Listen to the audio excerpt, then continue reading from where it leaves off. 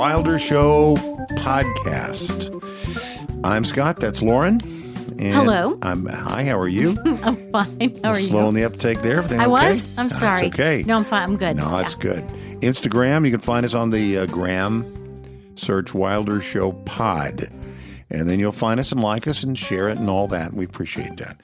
If you want to send us an email, it's email to podcast@wildershow.com. Podcast@wildershow.com. The Wilder Show podcast drops Tuesdays and Fridays, really wherever you get your podcast, before 6 a.m., generally. So find us and like us and rate us and follow and subscribe and finally share. And we appreciate you doing that. Okay, let's go through some of this, and we'll blow through this as really, I don't say as fast as we can, because it's pretty important. Mm-hmm. But I watched the Alaska meeting last week. When last we spoke, it was the day that Trump and Putin were meeting. And it was interesting, didn't result in any immediate peace. So the libs love to say it was a complete failure. Mm-hmm. You know, it didn't do everything all at once, so it can't ever do anything ever. Plus, it was done by him, so it's got to be bad. But it was a moment that makes maybe what happened yesterday possible, the meeting of Zelensky and all the European leaders there at the White House, and I'll say more about that. And if yesterday doesn't result in immediate peace, the left will call that a failure. But what we talked about before, I still believe will be the end result of this. It's going to be that Ukraine, the border, that goes back to what the border was before the invasion, but Ukraine agrees that Crimea region, I know it's geography, but Crimea region will be part of Russia, which it effectively has been since Russia took it over during Obama in 2014. Even the people there are like, yeah, we're Russians, you know, or what? Yeah. Sort of. The U.S. is going to make some kind of security promises, and Ukraine will not be allowed in NATO. And that's going to be the end of it. Uh-huh. Or the war will continue. But that really is what's probably going to happen. Yeah. But a couple of observations about Alaska. As they arrived, you probably saw this. You had Trump arriving. You had Putin arriving. Mm-hmm. You had two huge planes. And out of the gangplanks, what do they call it? Where you exit. The steps? The steps. Yeah. They had red carpets. Mm-hmm. And the red carpets sort of met like a Y. Mm-hmm. And then the Y, the bottom part of the Y, continued to a podium. Mm-hmm. So Trump was the host. And of course, Trump then, exits his plane first. And he walks down to that little connection there. Right. And waits for Putin. And then Putin comes out and Trump shakes his hand. Mm-hmm. And welcomes him. And then they walk together toward the podium. Mm-hmm. And here is where I think it got really interesting. As they are walking up the steps to the staging area, at that precise moment, flying overhead, rather low, a B-2 stealth bomber flanked by several F-35 and F-22 fighter jets, and they pause and they look up, and Putin says something to Trump, and you gotta believe Trump said something like, "What, that? Oh, that's just what took out Iran's nuclear program in about 40 minutes." But I have to say, the timing of that was crazy. Yeah. And if you've ever been at a football stadium where, right about the time, and the Rockets Red Blade, the home of the brave. The flyover. Those guys are not just 5 feet away, firing it all up. It's got to be timed exactly right. It's a show. I mean, it is And isn't that the case with Trump? Mm-hmm. It was a show. Mm-hmm. And so I thought that was, a little bit of muscle. I thought it was epic, frankly. A little muscle, a little reminder about, who you're dealing with. Like, you don't really want to, I guess you wouldn't see one of those because they're all secret. You don't even know they're up there, right? Uh-huh. Your radar doesn't pick them up. Right. And so you're not going to see one of these. But if you did, it would not be a good thing over your country. Now, about Zelensky and his appearance at the White House and his appearance at the White House. He looked good. I guess I should say his appearance and his appearance. First, let's talk about the short notice. Within 48 hours of the end of the Alaska meeting last week, Trump wants to meet with Zelensky, and he's here for a meeting. But the invitation also goes out to other European leaders with almost no notice. And guess what? they're here too. They're all there. It's like you summon them. The Don wants you here. Sort of feels that way. It's kind of weird. Well, yeah. But I mean, it's their job, it is, right? I mean, you wouldn't say, sorry, I have a dentist appointment. No question. But you also, can you imagine President Trump or Obama or Bush being summoned to another country, like within 48-hour notice? Hey, we really need you to come over here to Italy and work on this thing. Seems unlikely, but we are the world's superpower. So we get a little, let the big dog eat, as they say. But the invitation goes out. European guys are here and gals, some ladies too. By the way, all the European ones, they entered through the south entrance of the White House, which is also sort of the back door. Why is that? They had reserved the other entrance, the main entrance, for only Zelensky. Okay. I think it really was his meeting. Yeah. They were a part of it, but really it was his meeting. So I think it shows proper respect. Anyway, Zelensky, in a show of respect back, wore a suit. Yeah. And this may seem like it's not a big deal. I think it is a big deal. He has made a huge thing of wearing the common people's. I mean, I like the black T-shirts. They look good. But I think it's good to, if you're in the White House, you dress appropriately. Sure. And we're the ones that get to decide what is appropriate. So it was a little disrespectful, I thought, last time when he was there in his little T-shirt and stuff. This time, looking sharp. And somebody said, you want to wear all black? It's cool. We'll find you something. Anyway, that's the right thing to do. Doesn't change the importance of what he has to say. I mean, dressing up, but it might get his important words listened to or heard in a way that might be dismissed otherwise. So their little time with the press was good if you didn't see it, and interesting, and we'll just see what happens. I think the big goal is actually to get a third meeting. So the goal of the first meeting was to get a second meeting. And the goal of the second meeting is to get a third meeting. Okay. And the third meeting is supposed to be Trump, Putin, and Zelensky. And I can see President Trump seeing like a bubble above his head. Yeah. A thought bubble. A little thought bubble, yeah. And it has Zelensky on one side, and it has Putin on the other side, and it has Donald Trump in the middle, helping them shake hands. And then in comes the Nobel Peace Prize. So I think it couldn't be better if it goes that way for him. It's a little synopsis of the meetings, both last Friday and yesterday. So we'll have to wait and see. Should parents be held accountable for their minor children's illegal behavior? That's not rhetorical. That is actually a news story. Yeah. Out of, I think, New Jersey. Yeah, Gloucester, I think they pronounce it that way there. Township, New Jersey. A new ordinance holds parents legally accountable for their children's actions. So what does that, I guess it would depend on the circumstance, but does that mean, I can see where if there is damage of property, that the parents would be responsible for that. What if a child, a minor commits a crime? What if there is a vehicular manslaughter or something like that? Well, this was passed in July, so just last month, less than a month ago. Police shared the news about the ordinance over social media just this last week, and it's called the Minors and Parent Responsibility Law. Okay. Minors and Parent Responsibility Law stipulates that parents and guardians or guardians may face fines of up to $2,000 or jail time up to 90 days if their child commits any of 28 specified offenses. Okay, so it seems like it's pretty well organized. There's a list of things. I got a list right here in front of me. Tell me some of them. Okay, a felony, high misdemeanor, or other offense. So it doesn't take away the punishment on the kid. Yeah. It simply says, hey, you're kind of to blame for this. You're in trouble too. So I'm going to run down some of these. Some of these are sort of vague, I think. Yeah. Violation of any penal law or municipal ordinance. A lot of municipal ordinances. Throw your cigarette butt out the window. That might be, I don't know. Any act or offense for which he or she could be prosecuted in the method partaking of the nature of a criminal action or proceeding.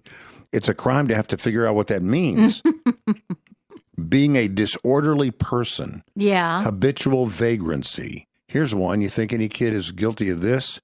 Incorrigibility. Man. You're incorrigible. Immorality. knowingly associating with thieves or vicious or immoral people. Isn't vicious a weird word to be in a, it's like he's a vicious he's a vicious person. Growing up in idleness and or delinquency. Knowingly visiting gambling places or patronizing other places or establishments, his or her admission to which constitutes a violation of law. In other words, if they go to a place and they're not, is an 18 or older and they're 16 years old. Idly roaming the streets at night. You know, I see this in two different ways. Yeah. I mean, I think there could be parents who are really, really trying, and just having a more than difficult time keeping a kid on track. And I mean, you can punish them, but I don't know that it's going to make their kid behave any better. And it might not make them able to do any better job than they're already doing. And then you've got another kind of parent who's just sort of unplugged, letting them run wild. I'm thinking of really neglectful parents. Sure, yeah. And you can hold them accountable, and you might have as hard a time pinning something on them as you do the kid. Well, the other thing that, and we'll go through some of the other things that you could be in trouble for if your kids are doing in a second. But I would say if you're going to hold the parents accountable, I think you have to allow parents to parent the way they believe they need to. You think parents are not able to do that right now? Oh, I think people have their sort of a societal frowning if a parent is a little more aggressive in the way he or she would enforce their rules. But to gain compliance, sometimes in other words, if you're going to put me on the hook. Yeah. You're going to put me on the hook for my kid's behavior because you're going to limit my ability to modify that behavior. Give me an example. I mean, I think when we get to things like this, we're maybe beyond spanking.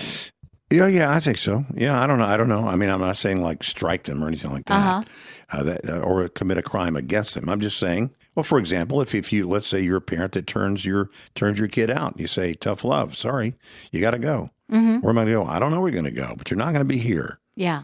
Well, is that neglectful parenting? Or is it just the parent's on the hook if the kid does the wrong thing? The parent has to do what the parent has to do to bring that behavior into compliance. The law says you're on the hook for what he is wrong, but we're going to limit your ability to make him do what's right. My dad used to say, I can't make you do it, but I can make you wish you had. Yeah. And he could.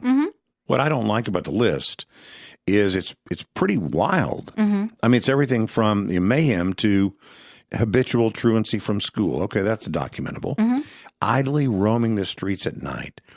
Deportment endangering the morals, health, or general welfare of the child or of a child, including any and all state statutes under Title 39, blah, blah, blah. Sale and use of narcotics or other drugs, defacing property of another, like graffiti. Right. Could that include the toilet papering? I don't know. I guess that depends on where you live. Destroying any property of another, mugging, assault and battery, loitering in groups of 3 or more on any public street, highway, or alley. Boy, you know what? If I could have gotten in trouble, we always had a bunch of guys, not loitering. Loitering sounds like you do something bad. Just hanging out. Yeah. Which is sort of another way of saying loitering. Just kind of hanging out. We're hanging out in the alley. We're walking around, talking, whatever. But you know what? If the police had pulled up and said, you guys go home, you would have gone home. Probably, yeah. It would have, yeah. Destruction of playground equipment in public parks. That's a big one. I think a lot of guys go mess around with public parks. Consumption of alcohol on a public street, drunkenness, begging, lack of supervision by a parent, legal guardian, blah, blah, blah, blah, blah. A person is defined as blah, blah, blah. Indecent exposure, things like that. Yeah. So, so the argument, against it is, hey, you're going to punish the parents for the children's crime? That's not fair. Like you said, it might not even be effective, especially if the parents were not directly involved in the crime. Also could be seen as they're going to shift responsibility away from the kid. So that's not the kid's fault. You said, though, that doesn't remove consequences from the minor. But to say, why did you let me do that? The kid can go, why did you let me do that? Even the law says it's sort of your fault that I did this thing. But you didn't have the proper guardrails in place to keep the kid on the right track. But of course, I'm for it. Yeah. I mean, I think it's a good Yeah. I mean, it's a hard idea. thing, but Parents have a responsibility to supervise their kids. That's right. You are in charge of your kids. To say it another way, you are responsible for your kids. You don't get to just go show them off. You don't get to just talk about what a great sports star they are. You are accountable for the behavior even of your children. Mm-hmm. That's what I think. I think parents, and we've gotten away from that. We've gotten away from parents being responsible for the actions of their kids. You think so? I think so. I think sometimes you have this idea of, kids are going to be kids. What are you going to do? It's like, yeah, it's tough, but what are you going to do? Well, what are you going to do? What I'm asking you is, what are you going to do? Because you are responsible for those kids. Or parents who would rather be friends. I think that's than parents. We talked about that before. They want to be friends. We used to talk about when our kids were young, parents who would not want to take a car away from a kid as a consequence for an action because they needed the kid to have that car. It helps the parents. It helps them. Then I don't have to go pick them up. I don't have to get them to school in the morning. They're already bringing their sister home from school. All of those things make these questions so much more complicated. Well, part of that, though, is you have parents that are seeing the kid with the car as really a thing. Yeah, it's a gift. The kid enjoys having the car, but really and now I can tell him, you're going to go do the stuff I would normally do. And you're going to go get your sister, and you're going to take your little brother to practice. Yeah. And that's part of what your chore is now because you have the car. I'm not saying parents are busy. Maybe you got 2 working parents or whatever. And I get it. It's tough. At the same time, ultimately, I believe parents at least have some responsibility for their kids. Now, they have great responsibility for their kids. But I know lots of people who are great parents and ended up with skunky kids. Sure. And I know a lot of skunky parents that ended up with great kids. Yeah. It is not necessarily a cause and effect.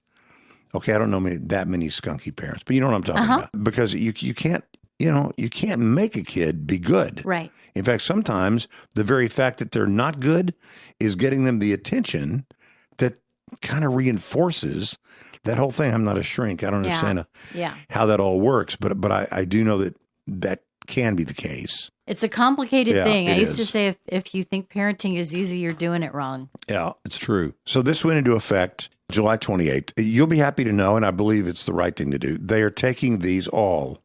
You know what I'm going to say? I do, on a case-by-case basis. On a case-by-case basis.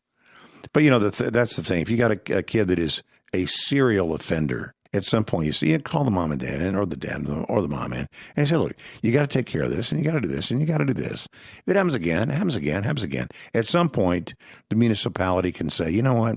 Okay, you're going to the Hooskow for 90 days, or you're going to pay $2,000 or whatever. So anyway, it's case-by-case basis, which I think makes sense. But at least it puts it on the books that it is an option for the municipality, an option for law enforcement, or for the court system. And something that parents know is a possibility. That's right. If you are shirking your responsibility, if there are things you could be doing that you're not to keep this kid in line, maybe it helps you put those guardrails up a little bit. If a threat can motivate a kid to behave himself, then maybe that same kind of threat can encourage a parent to do what a parent's supposed to do. Yeah. There you go. I'll take you back in time. You were probably very well behaved. I was pretty well behaved. Yeah, I would imagine. But some people were involved in pranksterism. Yeah. Well, I lived being a prankster, sort of a goof off. Not you. In high school. I knew some guys. You loitered with some guys? Yeah, I loitered in some alleys with some guys who were in that category. But there are things that we did back then that you could never do today. I mean, you could never get away with it, for one thing, today. I would say a completely different world in terms of, well, what is acceptable. I mean, the words we say, I'm not talking about racial words or whatever, just the words we say today, we're more careful about those things than we were back then. Society has put tighter guardrails on our words, and I think also on our actions. Now, I want to tell you a quick story. I would never mention this guy's name. In fact, I don't think I remember his name. But when my boys were in high school, they had a friend that climbed up on the roof of the high school. Now, in this particular high school, They have a massive tower on top of the high school. Yeah. And I think at the top of the tower, there are some kind of units, maybe air conditioning units or something. But it wasn't just you were on top of the school. And we were kids, and we would climb up on the top of the school sometime. You know, you get up there and walk around or whatnot. I never did anything You're not like supposed that. to. Yeah, you're not supposed to do any of that I didn't stuff. even know people who did anything like but, that. Yeah, but it wasn't, we weren't, you know, we weren't doing mayhem. We're just being adventurous. You were being kids. Yeah, being kids. Yeah. Being adventurous or adventuresome, whatever the word is that fits that. Anyway, this kid climbed up that thing and climbed all the way up to the top of the tower. Mm-hmm. He was found hiding under some air conditioning unit, sort of had to be pulled out. He was all covered in dirt and soot and different things. Wait, hiding from what? I mean, because people were like, "Hey, there's somebody climbing up there," and so he was spotted doing it, and then somebody, adults, law enforcement, whatever, went after him up there. wow. And of course, it could have been, a guy doing some real bad thing. Yeah. It wasn't. It was just a kid. Just a dumb thing to do. Probably did it on a dare. I don't remember. He got some mild punishment, but it'd be hard to do that kind of thing these days. I mean, for one thing, we have cameras everywhere. Right. Right? Yeah. There are cameras everywhere. And what we did back then, which might have seemed like just a joke, it'd be hard to do some of those just normal pranks these days. And there's some things that are not pranks. Some things that are really hurtful and they're mean and they're bad. They're crimes. Criminal. You know? Sure. And yet those, it seems to me, would be caught on tape. And this brings us to Rockwall Heath High School over the weekend. And there were 2 Nazi flags that were sort of draped over the top of, like if you were on the roof. Yeah. You would affix them to the roof and drape them over. These Nazi flags. It was reported about 7 o'clock in the morning on Saturday. And, of course, everybody condemns it and, you know, blah, blah, blah. But here's my question. In the world of school safety, how is it possible for somebody to get on top of a roof of a school and that not have been captured on camera? How is that possible? It wasn't captured at all? Well, I don't. Well, here we are as we sit here. Remember this. That happened at 7 o'clock in the morning on Saturday. It was already in the news by 3 o'clock Saturday afternoon. I know that because I was with some people who live in Heath, and they said, "Did you see what happened at our high school?" I said, "No." They said, "Let's hold their phone up. Look."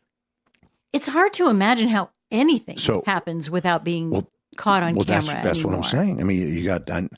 I know the police department out there is going to be very active in trying to get this solved, but you've got Ring cameras, you got all kinds of. I mean, it takes time to collect things, but I'm telling you, if it happened at 7 o'clock in the morning on a Saturday, as we sit here right now, right before Tuesday, I even told you earlier today. I said, I think it'll be solved by the time we talk about it. Not yet. Not. And this is late on Monday, so. I'm surprised. Anyway, Heath police are trying to figure out who put the hateful flags displayed at Rockwall Heath High School. The Hawks, as I recall, red and black. Red and black. Go Hawks. Over the weekend. So officers are trying to figure it out, but it's not funny. There's no good reason to do it. It's not a joke. It's not a prank. I'll tell you what's going to come as a surprise to these guys. And you gotta know they're guys. There's no way they're girls. Yeah. They're guys. So I'm just going to tell you, they're guys. And you know what? I'll stand corrected if they hire a couple of, freshman girls who went up there and did this, but it's guys. And probably done on a dare or whatever. But here's the thing. Not only is that going to come with great immediate consequence, that is going to follow them. Think about that. Yeah. Their names will be associated with this action. Now, good luck trying to get into what school? Right. Well, there's not much you could do that is more anti-Semitic than hoisting or putting up a Nazi flag. No. So I would say these guys are kind of toast. And it'll be very interesting. There is no way this should not be solved by. Do you think there's some kind of cover up or somebody trying to protect? I don't think so. I think they just hadn't got it done yet, or they're not announcing that they've gotten it done. Yeah. Listen, by the time this podcast drops, it may all be solved and announced. So I don't want to, go too far down that road. But I really would have thought in this world of technology, especially since it involves schools, it's a school. Yeah. We have school shooting stuff, all this safety and blah, blah, blah. Well, it's not just for the school day. I mean, if I was a bad guy and I wanted to go to school, let's say at 7 o'clock in the morning on a Saturday morning to put something somewhere that could be a problem later. Sure. Wouldn't there be security You'd there? think somebody would be watching. I'm for not that. saying there's a sniper on the roof, to protect the school that's empty, but the security systems should be in place. And we're not talking about the largest school district in the Metroplex. Right. We're not talking about it's so big we can't keep up with it all. Yeah. It's about a really nice community, and I expect it will be solved very quickly. But I'll be really curious to know about these guys. And think about this. What would be the punishment to their parents if this had happened in that New Jersey city where they just passed that law? That's a good question. Yeah.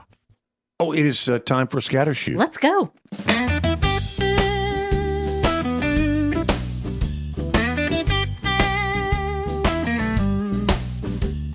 The Wilder Show Scattershoot. Welcome. If you've never found us before, welcome. We're glad you're here. Welcome to the Wilder Show podcast. And this part is called Scattershoot, where we have various and sundry things. Hopefully entertaining. Lighter. Most of the time lighter. Most of the time. Yeah. Just hang in there. If you don't like this one, maybe the next one. The next one. Yeah. This is a smartphone I have, right? We call these smartphones for a reason. Yeah. My smartphone served me an ad for walking shoes for elderly with balance issues. I was a little offended at first. Okay. And then I thought, well, it's pretty smart. What does it know that I don't know? Yeah. Has it lapped me? Is it smarter now than I am?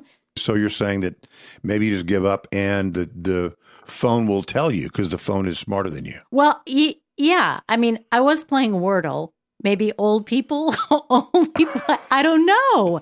How would it even know? It wouldn't, I mean, all of these ads and everything are supposed to be smart, right? And served to you for a reason. Does it just know I'm old and so I might have balance issues? Or might I be young and in the market for a pair of shoes like that for my elderly parents? I don't think so. I think it knows me. I think that the algorithms and correlation. I don't know. At some point though, I have to wonder, like, is the phone now smarter than I am? And I should just do what it tells me to do. Yeah, my flip phone was smarter than I am. Let me ask you this. Yeah. Could you do nothing for 90 minutes? Easy. I don't think it would be as easy as you think. Simple. 90 minutes, you have to just sit and stare, really. You can't fall asleep. I mean, you don't have to like empty your head or anything like that. You can think about stuff, but you can't pick up your phone. Easy. You can't, and there can't be like a TV on in the background or someplace where you can't have an AirPod in. It's just 90. You don't think you could do that? I don't. I'm going to try it, but I don't expect it to be easy. It's simple. So, why do you think it's so simple? First of all, because I've been on airplanes before. Yeah. And I have sat there like putty in Seinfeld and just stared at the back of this. It's only 90 minutes is nothing. 90 An hour minutes and a is half? a long time It's in a nothing. world where our attention spans are shorter than they've ever been.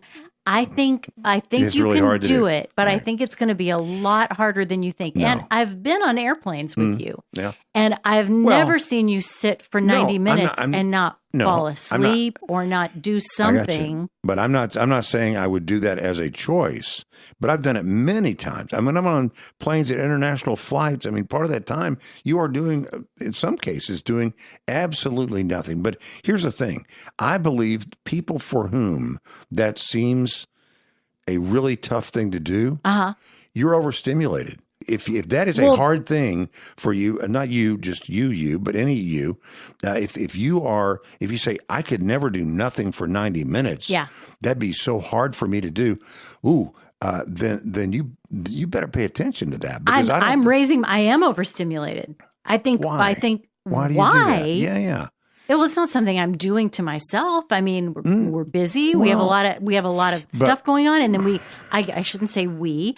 I do pick up my phone a lot more. I mean, I am aware of how often I pick up my phone. I'm aware of how often I pick up my phone when the television is already on. And I hear people talk about, it's a one-screen show or a two-screen show, and I think, that's ridiculous. And then I think, no, you do that all the time.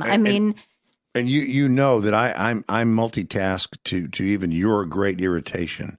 I can have 3 things on at once and be reading something separate. So I have the news on over here, something else on Court TV over here. Yeah. I'm reading something else or doing something. Yeah. So I can do all that. This is not to be offensive. But I don't know. I wonder if you are doing it all as well as you think you think you are. If it is possible to divide yourself into so many pursuits and do them all well. No, not to be defensive. Let me say, if those were important, I wouldn't do them all at once. But if I need to have the news on because I want to know what's going on, I'm not reading this crawl and every word that's going on while I'm also completely digesting important life and death emails. I'm just saying I can take all those things in and not be confused. So if you are somebody who can have 3 things going at once, one screen is playing something and one screen is playing something else, and you're all, okay, we'll see. I mean, in South Korea, it is a competition. It's called the Space Out competition. It's an annual event where participants are judged on their ability to remain calm and motionless for 90 minutes. So it's not just the sitting still. Well, I said sitting still. Yeah, but just sit still. You can't fall asleep. They wear monitors to see how calm they are. And there are spectators also. So they're measured on the spectators, choosing who they really think appeared that still and calm, that motionless, but also the monitors that they use to tell how still you are. They measure your heart rate, things like that. And it was, so this started in 2014 as a public art project that was critiquing modern burnout. And this was a quiet challenge to the pervasive belief that silence is the same as stagnation. It's not. It's rest and recovery, and there is value in that stillness. Now, I think I could I do nothing for 90 minutes? Absolutely. Could I achieve some stillness and calmness to win a contest with the very calm South Koreans? Probably not. Well, and I'm not even holding you to that highest standard. I'm not holding myself to that highest standard. But I am going to try to just sit calmly and as motionless as I can for 90 minutes. So let me ask you this. Not falling asleep will be hard. Let me ask you this. If the weather were nice, let's say it's, 68 degrees, something really nice, 68 degrees, and you had a relatively comfortable chair, you could absolutely sit on the patio for 90 minutes and do 0 things. I know I could. I just don't think it's going to be as easy as you're making it out to be. 90 minutes is a long time. If we pick up our phones every 40 seconds or something like that. Some do, yes. That's a lot of 40-second periods. That's what I'm saying. I mean, don't do so much of that. Don't do so much of the stuff. You will listen to fewer things. Don't have 2 things playing in your ear at the same time while you're watching something else and typing something else. I know. I know I'm guilty of some of that stuff. It's just a little harder than you think. I think. We'll see. We'll see. So is that something we did we do a challenge where we both are doing nothing at the same time? I don't. Before next time? I don't know. I mean, not that, but I mean just ever. But here's my question: if you're doing nothing for 90 minutes, I'm not trying to be funny. Isn't that nothing a something that you're doing? Well, yeah. I mean, you're not really relaxing. You're so the avoidance of anything. That is an activity. You are actively avoiding. And motionless is doing something. But that is the... I could still do that. Okay. That's not... I promise. Yeah, I'll do it. to answer your question, you're still doing something, but it is the absence of all of the other things that you might be doing during that 90-minute period that makes it significant. Okay. I still think you could do it. Yeah, I think I could too. I just think it's going to be hard. Do you know what Kid Core is? Kid Core? Kid Core. Yeah, it's a group of kids that are all together. No. And they are doing, they're a band of kids, the Kid Core. No. It's a group of superpower kids. CORE. Oh, Kid CORE. It's also called toddler style. Let me back up just a minute. I was watching a television show over the weekend. I'm not going to mention what show it was. Doesn't really matter. But there was a grown woman. She was probably about 50 years old, and in this show, she's well to do. Okay. She's dressed up for a party. She has a really pretty dress on. She's got kind of long hair, and she's got her hair tied, like some of her hair tied back in a big bow, like a childlike like a big bow. Yeah. And she wasn't the only person at this function that had her hair tied up like that. So they're doing their hair like kids? Well, I took note of it. I thought it kind of looks immature. Right. It looks like a hairstyle for a young child on this. And I'm not one who thinks, you've got to, dress your age, or if you're comfortable in it. I mean, I don't really care about that. But this was decidedly childlike. It was on purpose. Yes. And then I come across this story in the Wall Street Journal, and the title is "Why Are Chic Women Wearing Toddler Style Clothes?" Oh, really? It's a thing. You're kidding It me. is a thing. It's also called Kid Core, and it is women wearing, so far, only women, wearing things that previously would have, like kind of loud colors, handbags that are like a bunny, and it's not cheap. It's not like what you'd expect to spend on kids' clothes. This is silly. Or things like big hair bows. Apparently, it kind of started with the Barbie thing a few summers ago. Sure. Yeah. And pink shoes and candy-colored bracelets and doll-like things that a woman might... Back then, it was called Barbie Core. I remember seeing things that were Barbie Core. So is it that they identify as youngins, or is it that they are like pretending that they are young, or they just think it's a good look? No, there is a theory, but let me say too, the Lububus kind of fit into this too, because those are you wear those like a little charm on a bag, the kind of thing that a kid would normally hang on a backpack, but grown women are. And I say, I'm sorry, ladies, this is primarily women. Yeah. But there is a theory, and this is Jessie Randall, and she is the co-founder of a Chic Mom brand, Leffler and Randall, and she says, I always say that I think people are essentially themselves when they're in kindergarten. When you are in kindergarten, you are most yourself. And then we spend a lot of our lives trying to get back to that same awesome person that we were before we were self-conscious, before we cared what other people thought, and we were interested in we were expressing ourselves and comfortable with who we were, and she thinks that clothes can be a part of that. I don't know. That's because at that time you were a kid and nobody corrected you. They made you think you were right. And let me say, you weren't that hot. You weren't that happening. Look, we let you be. I think that's kind of the point, though. But we weren't worried about being hot or happening. No. Here's the thing. You were carefree. We were all carefree because people understood that when you're young, you can be carefree. You can make mistakes. Don't hold it against them, blah, blah, blah. But when you're a mom who, is a well-to-do mom in her 30s or 40s, I want to go back to the time where everyone let me do whatever I wanted to do. Those were really good days. No kidding. Those were really good days. But I think I trust me. If kindergarten were was the time in your life when you could wear mismatched outfits and nobody cared, and you could you were a big deal if your mom would let you dress yourself and nothing was really too put together. This is not that. These are expensive expensive clothes. No, I understand. And they are, I mean, I it's got it. like big sailor collars and things like that. That sounds like a rich person problem. Well, It really does. It's like we've said before none that of the stuff is cheap. That there are first world problems. You know, we have all these first world problems of our computers won't. I'm running out of hard drive space, and it's driving me crazy, and all this kind of stuff. These are first world problems. You go to a part of the world.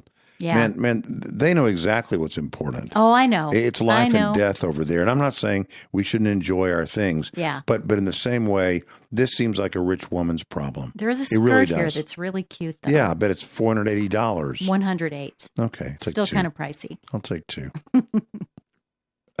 Now, I think the first week of school has been completed by virtually everyone. I think you're right. All of the public school districts are Some of them have been in. started, maybe midway through the week last week, but a lot of them started last Monday. Soon we should have reviews about what it's like now to have kids with no phones. If we have if you are a parent who sent a kid to school last week or the week before for the first time without their phone for the entire school day, I would love to know how that's going for you.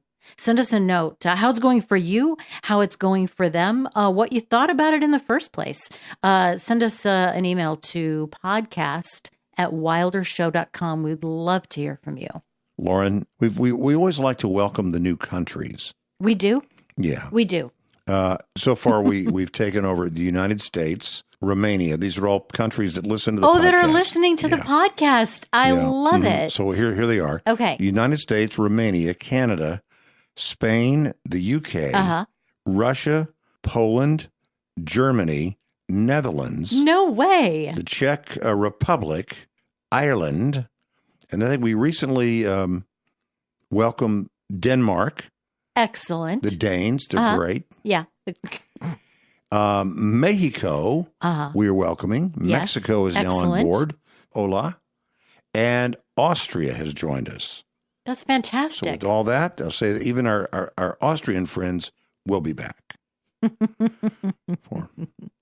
So that is the Wilder Show podcast. Glad you've been here. Lauren, thank you. My pleasure. If you'd like to find us on Instagram, you'll just search Wilder Show Pod, and you'll find it right there. And then you can find us and follow us and share it with your friends, and we'll appreciate that. If you want to email us for what Lauren was talking about or anything else, email to podcast@wildershow.com. That's podcast@wildershow.com.